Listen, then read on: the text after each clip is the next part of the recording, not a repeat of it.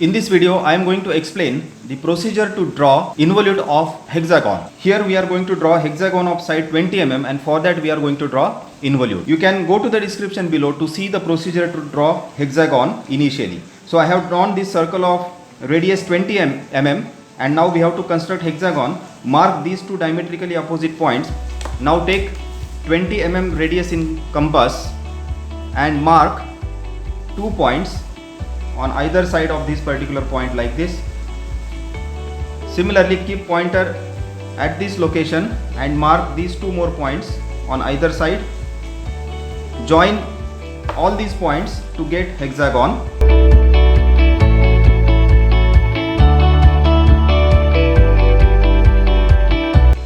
As we know, involute is a curve which is obtained by tracing end point of a string which is initially wound around the polygon, and once we go on unwinding it, the locus traced by end point of that string is called as involute. Let us say I start opening that string about point A. So as I initially open the string, it will move with center B and radius BA. So initially I have to draw one line along BC to trace that locus of the point like this. Then as I further go on opening, the point will go on moving away from the center, and that's why I have to draw lines like this.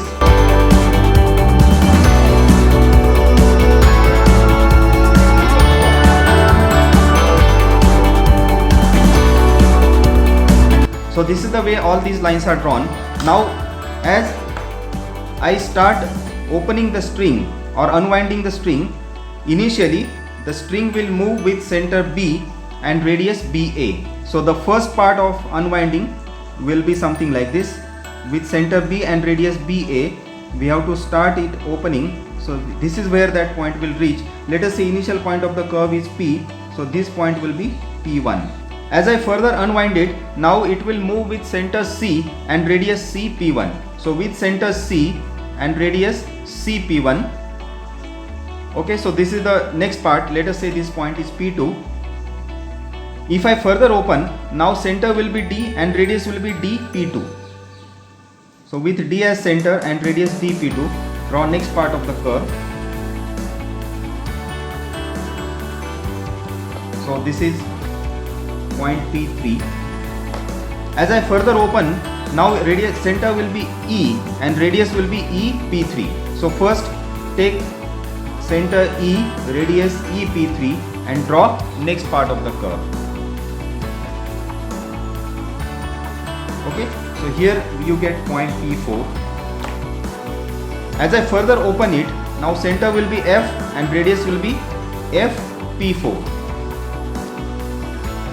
And for the last part of the thread, as I totally unwind the thread, length of the thread will be equal to perimeter of this hexagon. That is, obviously it will be 20 into 6, that is 120 mm. So you can even measure the distance or directly take it from here. So here center will be A and radius will be AP5. So with center A and radius AP5, we have to draw the last part of the curve to get point P6. So this is the last point of this involute.